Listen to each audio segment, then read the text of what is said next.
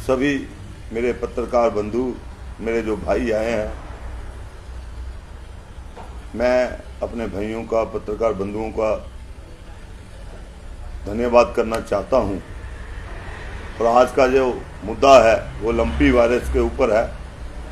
तकरीबन 2 महीने से ऊपर हो गया है और लंपी वायरस जो है वो दिन पर दिन फैलता जा रहा है और सरकार है कि सोई हुई है।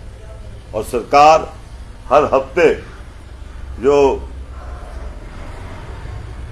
प्रेस में आकर डाटे दे रहे हैं कि 1 लाख से ऊपर जो है टीकाकरण हो चुका है पूरे हिमाचल प्रदेश में और 2 महीने से ऊपर हो गया है, इनका जो डाटा है वो 1 लाख से ऊपर का वही आता है बार बार, और वही सुन सुनकर हम बोर हो चुके हैं। और जो ये बीमारी है ये दिन पर दिन फैल रही है और आज हालात ये हो गए हैं कि ऊना में ही सिर्फ 10,500 से ऊपर गौ माता जो इसकी चपेट में आई है और जो डेथ है वो 872 से ऊपर हो गई है। और जो अभी केस जो एक्टिव केस हैं वो 4,104 से ऊपर है। मैं सरकार से ये पूछना चाहता हूं कि जब जब इलेक्शन आए हैं आप लोगों ने हमेशा गौ माता के नाम पर वोट बटोरे हैं, हमेशा गौ माता के ऊपर बड़ी बड़ी बातें करते रहे हैं। आज ये गौ माता तकलीफ में है और सरकार सोई हुई है और सरकार का ध्यान जो है गौ माता के ऊपर नहीं जा रहा है।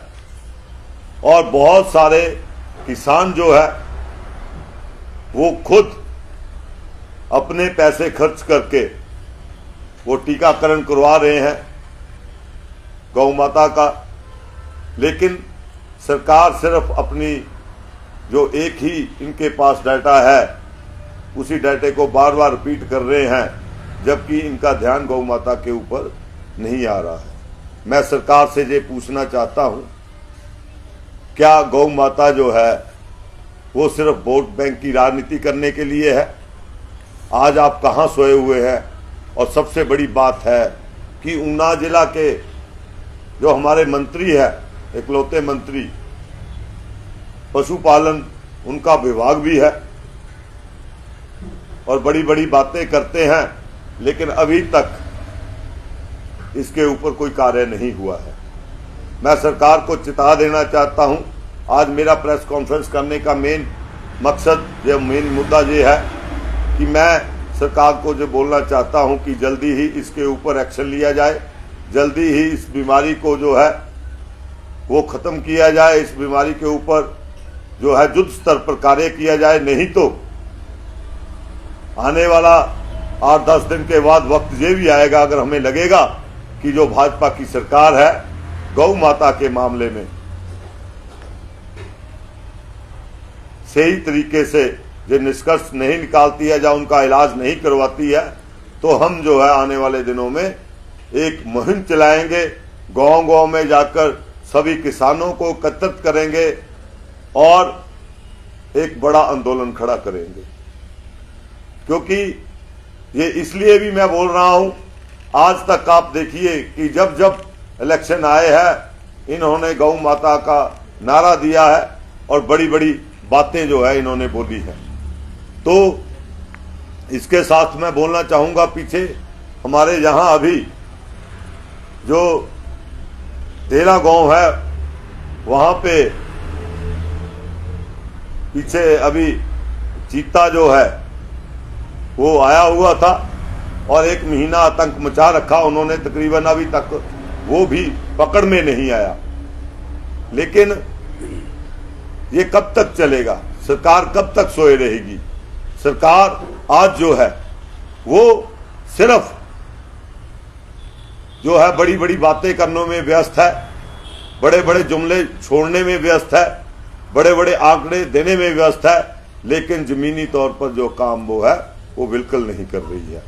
तो मेरा सरकार से और मंत्री महोदय से यह अनुरोध रहेगा कि वो जमीनी स्तर पर कार्य करे और जो गौ माता के साथ जिस तरह से ये गौ माता को इग्नोर कर रहे हैं और जैसे ही इलेक्शन आते हैं गौ माता का नारा जिस तरीके से देते हैं उस तरीके से गौ माता के ऊपर आज जो विपत्ति आई है, जो लंपी डिजीज के मामले में, इनको सोचना चाहिए और कार्य करना चाहिए।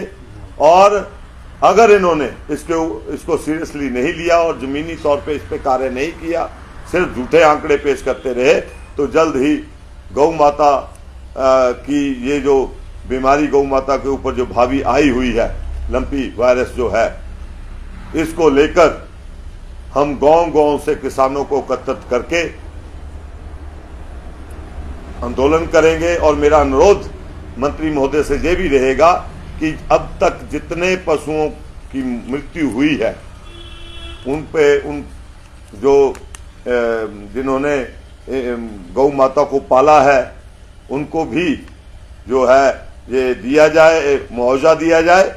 और मुआवजे के नाम पर सिर्फ 100, 200, 500 रुपए का मुआवजा नहीं होना चाहिए। वो मुआवजा इतना होना चाहिए कि वो दोबारा गौओं को खरीद सके और दोबारा अपना जो रोजी रोटी चला सके, क्योंकि उनका जो रोजी रोटी है उन परिवारों की वो दूध के ऊपर निर्भर थी। तो उन गौओं के ऊपर ही ज़्यादा अटैक इसका आया है।